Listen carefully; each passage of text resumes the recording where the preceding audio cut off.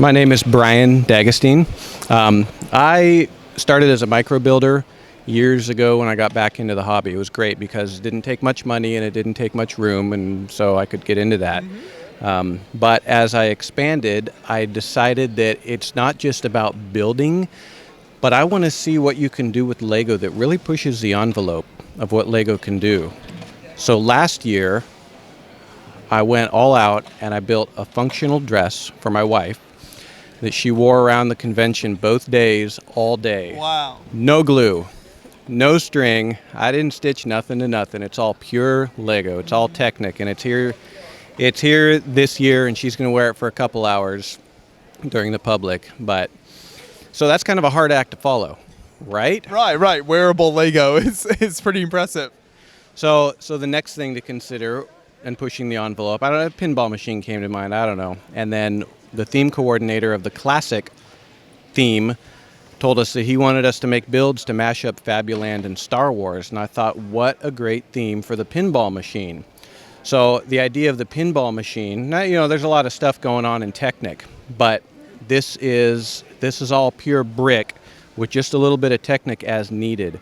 So the big thing was, how can I make a mechanical machine that's going to take abuse and still stand up, and can we make it work, and how many Fabuland pieces can I work into it and still make the whole thing fun and functional? Yeah, there you go. So I think it turned out very nice, and you've got kind of a storyline with the different scenes in there. If you want to tell us about how that all works out. Sure. So the storyline is part of the build, and that was requested by the theme coordinator. Well, obviously, Star Wars contains violence, and Fabuland has never contained violence that we know of. Very peaceful land. Very peaceful land. So we needed to come up with a backstory that still used the characters of Star Wars, but put them in a more Fabuland-type setting. So you might see in the cafe there's Perro and Ham Solo are enjoying a drink together. You might also run your ball through Jabba the Mutt's castle, and his little assistant, Bib Ella Fortuna, is standing there with him. On the backside, there's Kraka's hut, and Tom Fencewalker is learning, how to run, jump, and wear a backpack while he runs. Kind of, yeah, right. On the back end, there's having fun in Hoth, and maybe you want to ride one of those friendly little AT-AT animals. There you go, out in the wild there. Right, and of course you can't have a Death Star because it's Fabuland, but I still don't know what that little red spot on that thing that looks like a sun is. Who knows? Leave it up to the imagination. Exactly. You decide. Exactly. So that's the whole idea of it. You are the spaceship. You are Tom Fencewalker, going around experiencing episodes 4 through 6 Fabuland style. Very cool. So how is this built then? Kind of what's the inside of this that keeps it all together? The frame is very basic. It's just 2x4 with a couple of cross supports in it to keep the whole thing from collapsing on it. The field itself is all 2x4 as well. You can see it's got the old style blocky building to it. I didn't make a whole lot of effort to make things smooth and clean. In fact, I rather relished some of the older faded bricks in the build because it would just give it a feel that it was that, 25 years old, 30 years old, 40 years old almost, I guess, huh? So a few things I did keep in mind. I purposely built the field with the studs toward the player. Since bricks have, micrometers of taper between the top and the bottom to extract them from the molds easier, I figured that little extra bit of lip coming down, who knows if it does, but maybe it would slow the ball during play just enough to help out a little bit. That meant I used a lot more inverted slopes than I've ever used in my life, but when else am I going to use them? So it gave me a great opportunity to do that. Most everything that comes out is somehow mechanically pinned in with 1x4 bricks popping up out of the field.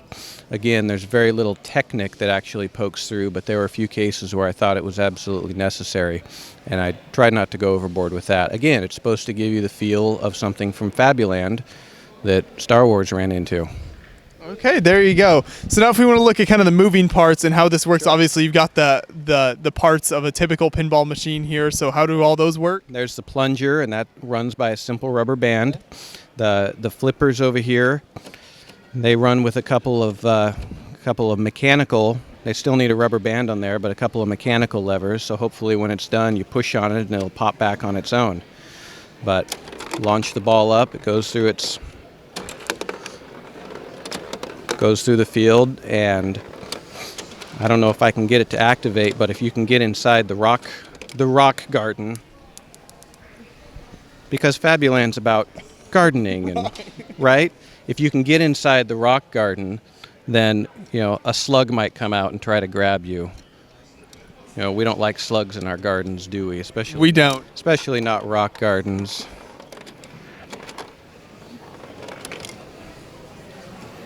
It looks like the parts move easily then, yeah. So maybe a little hard to get the ball out of the slot there. It's the public part of the convention doesn't start for another day. I got plenty of time to so much time here. So much time. The best builds are finished right before the first public person walks in. Exactly. So at first I had considered letting the public come and play this, but I'm not comfortable with those logistics, especially given how much it's breaking with a couple of test plays with a few people that are walking around tonight.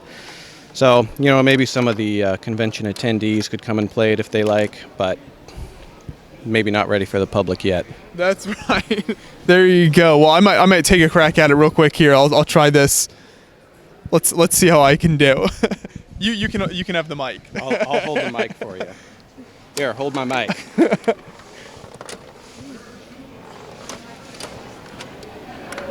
Oh yeah. I think you need to have like a quarter slot where people can like put in a coin for it. I really thought about that as a way to fund this whole build. Why not, right? Yeah. More cool Fabuland creations in the future. And I think I might be breaking it. That's not good.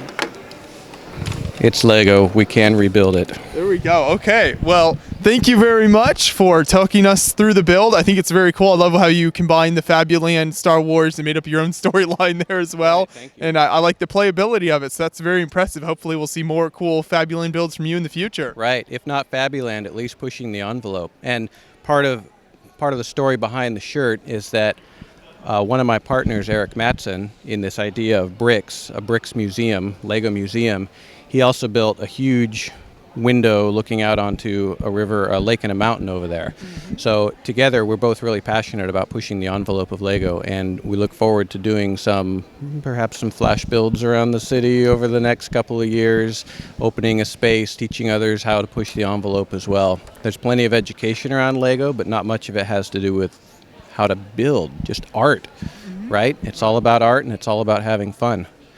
So if anybody's interested, they can visit us at bricksmuseum.com and see the crummy little website, but at least they can follow along and see what we might be doing in the future and how we can really expand this awesome hobby of ours. Sure thing. Very cool. And we'll make sure to put a link in the description of this video for everyone watching out there. Check out the Bricks Museum website, and we'll look forward to more from that in the future. Awesome. Thanks for talking with us. Yeah, thank you so much. I appreciate it.